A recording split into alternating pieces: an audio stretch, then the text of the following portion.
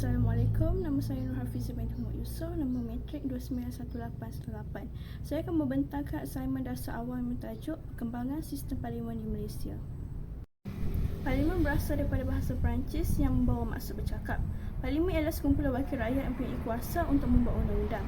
Istilah parlimen ini melibatkan mesyuarat, perwakilan dan perundangan. Selain itu, British dianggap sebagai ibu segala parlimen yang merupakan sebuah istilah yang digunakan untuk Parlimen British di Westminster. Hal ini demikian kerana kepentingan sejarah dan pengaruhnya terhadap pembangunan sistem parlimen di seluruh dunia. Kini terdapat beberapa negara yang mengamalkan pemerintahan yang serupa dengan sistem Westminster, iaitu negara Kanada, Perancis dan Malaysia. Buktinya, Malaysia juga telah mengambil pengaruh daripada sistem pemerintahan Westminster, Britain, di mana terdapat sistem dui dewan iaitu melibatkan Dewan Rakyat dan Dewan Negara.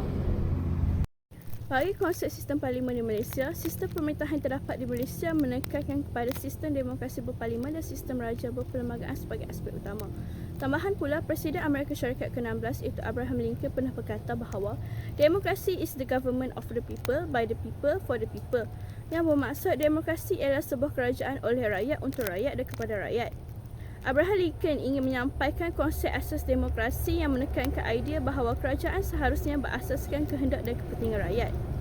Parlimen Malaysia turut memainkan peranan penting sebagai lambang struktur demokrasi dan mencerminkan sistem demokrasi berparlimen melalui wakil rakyat yang dipilih dalam pilihan raya umum PRU dan serta pilihan raya negeri PRN. Wakil rakyat ini bertugas mewakili suara dan membahas isu-isu rakyat di Dewan Rakyat serta Dewan Undangan Negeri. Raja berperlembagaan pula adalah suatu bentuk pemerintahan beraja yang terikat dengan ketertinggian perlembagaan. Dalam konteks ini, YDPA menjalankan tanggungjawabnya berdasarkan nasihat daripada Perdana Menteri dan Jemaah Menteri. Sementara, Raja bagi setiap negeri mengikuti nasihat oleh Majlis Mesyuarat Kerajaan Negeri (EXCO). Parlimen juga berperanan sebagai badan perundangan bagi negara Malaysia yang merumuskan undang-undang negara. Parlimen turut berfungsi sebagai platform untuk membahaskan isu-isu berkenaan dengan kepentingan masyarakat. Komponen-komponen dalam Parlimen. Yang pertama ialah sistem dui dewan. Parlimen Malaysia menerapkan sistem dui dewan yang melibatkan Dewan Rakyat dan Dewan Negara. Dewan Rakyat terdiri daripada 222 anggota di mana anggota-anggotanya mewakili setiap satu kawasan pilihan raya. Pilihan raya turut dijalankan setiap 5 tahun sekali bagi memilih wakil rakyat. Parti politik yang memperoleh majoriti kerusi bakal membentuk kerajaan persekutuan untuk mengendalikan pentadbiran Malaysia.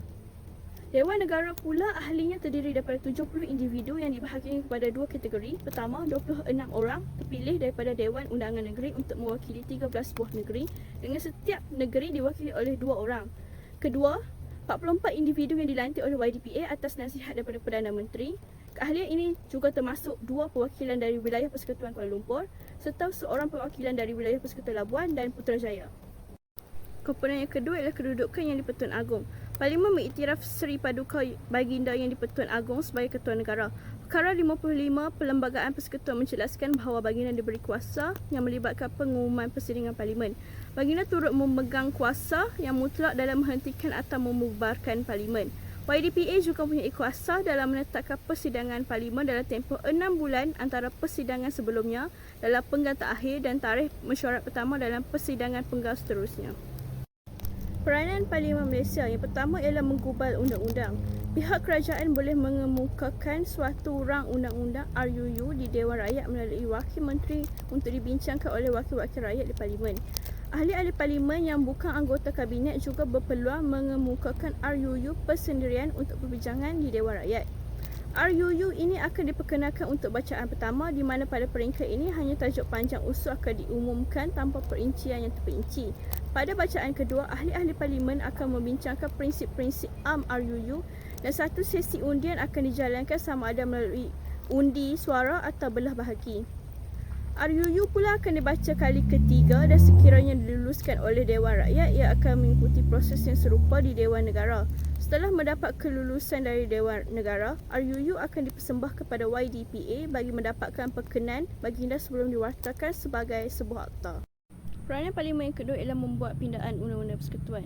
Sebarang pindaan perlembagaan memerlukan undian 2/3 majoriti. Pindaan kepada perkara 153 Perlembagaan Persekutuan juga perlu mendapat persetujuan Majlis Raja-Raja Melayu.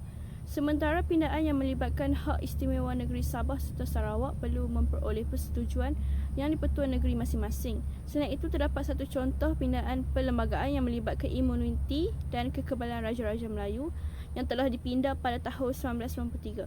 Sebelum pindaan pada tahun 1993, Raja-Raja Melayu tidak dikenakan sebarang tindakan undang-undang di mana-mana mahkamah berkaitan dengan aspek peribadi mereka. Pindaan tersebut memungkinkan tindakan undang-undang dilakukan terhadap Raja-Raja. Kini kedudukan undang-undang telah ditetapkan bahawa Raja-Raja Melayu boleh dihadapkan ke mahkamah khas dalam hal aspek peribadi dengan mempertimbangkan peraturan atau prosedur tertentu seperti keizinan daripada Peguam Negara. Antara isu semasa yang dibincangkan dalam Parlimen ialah pembincangan bajet 2024. Pada 13 Oktober 2023, Datuk Seri Anwar Ibrahim telah membentangkan intipati bajet 2024 di Parlimen. Belanjawan yang bertemakan ekonomi madani memperkasa rakyat telah dibentangkan oleh Perdana Menteri. Ini merupakan penyampaian belanjawan kali kedua di bawah pemerintahan Kerajaan Perpaduan yang melibatkan dana sebanyak RM393.8 bilion. Antara isi penting yang dibentangkan ialah sumbangan tunai rahmah. Peningkatan peruntukan daripada 8 bilion kepada 10 bilion telah diumumkan. Yang kedua ialah yuran pengajian tinggi. Mulai bulan Januari 2024, yuran bagi pendaftaran untuk kemasukan ke universiti-universiti awam akan dihadkan dengan tidak boleh melebihi RM1,500. Oleh hal yang demikian, pelajar yang tidak berkemampuan untuk membayar yuran pengajian universiti tidak akan menghadapi sekatan bagi mendaftar subjek khusus masing-masing. Isu kedua yang dibincangkan ialah PLKN 3.0. Pelaksanaan program latihan khidmat negara PLKN telah diumumkan oleh Datuk Seri Mohamad Hassan selaku Menteri Pertahanan di Dewan Rakyat pada 9 Oktober 2023. Pelaksanaan PLKN ini akan berlangsung di kamp tentera dan akan dijangka tidak akan memakan masa yang lama seperti yang pernah berlaku sebelum ini. Bagi pelaksanaan kali ini, sebanyak 13 kamp wataniah di seluruh negara akan digunakan, berserta satu kamp pusat latihan polis Pulapul yang akan dijadikan sebagai tempat latihan selama 45 hari dan boleh menampung kira-kira 4,000 orang setiap tahun. Fasa pertama PLKN melibatkan pelibatan semasa fasa sekolah, sementara fasa kedua PLKN akan dijalankan selepas tamat fasa sekolah, iaitu setelah peperiksaan SPM. Kenyataan dari Kementerian Pertahanan Malaysia telah menetapkan bahawa hanya mereka yang dilahirkan pada tahun 2007 sahaja yang dilahirkan pada tahun 2007 dan seterusnya yang akan mengikuti program ini. Bagi dasar awam, Parlimen juga menjalankan tanggungjawab dalam menyemak dasar-dasar awam. Antara dasar-dasar awam itu ialah dasar literasi kesihatan kebangsaan. Pada tahun 2021, pihak kerajaan memperkenalkan dasar literasi kesihatan kebangsaan. Objektif utama langkah ini adalah untuk meningkatkan pemahaman masyarakat mengenai isu-isu kesihatan. Pihak kerajaan telah mengambil keputusan untuk menyusun dasar literasi kesihatan kebangsaan ini, di mana beberapa program akan dilaksanakan. Ini melibatkan pelaksanaan program kesedaran penjagaan kesihatan melalui pelbagai platform yang akan dilakukan di setiap peringkat dengan melibatkan infrastruktur di bawah pelbagai agensi.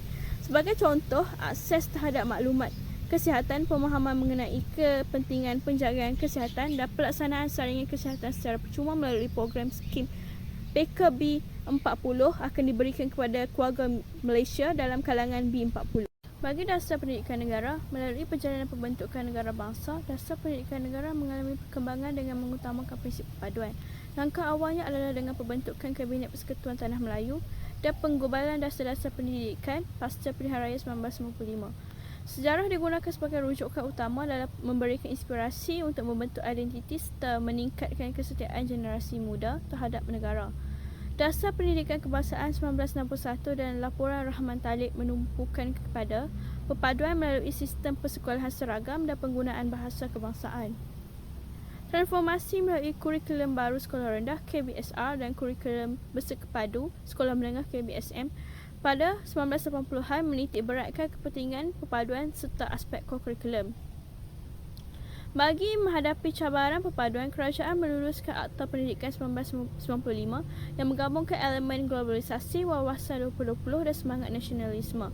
Walaupun terdapat kontroversi yang wujud, inisiatif seperti Sekolah Bestari dan Pengajaran Sains serta Matematik dalam bahasa Inggeris PPSMI mempunyai tujuan dalam memperkukuh perpaduan dan ketahanan negara. Dalam konteks terkini, mata pelajaran sejarah dan bahasa Melayu memainkan peranan penting sebagai alat penyatuan serta pembentukan identiti nasional. Kesimpulan, sebagai rumusan, Parlimen Malaysia merupakan badan perundangan utama negara yang melibatkan YDPA, Dewan Negara dan Dewan Rakyat.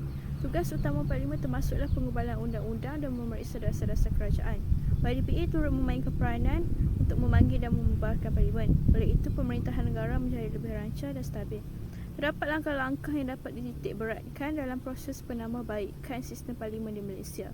Pertama, mengukuhkan peranan jawatan kuasa Parlimen melalui peningkatan peruntukan sumber manusia dan kewangan. Selain itu, aktiviti dan pergerakan wakil rakyat perlu dipantau dengan lebih ketat. Pengenalan sistem pelaporan dan penilaian prestasi individu yang melibatkan wakil rakyat diperlukan dalam memastikan mereka menjalankan tanggungjawab terhadap pengundi.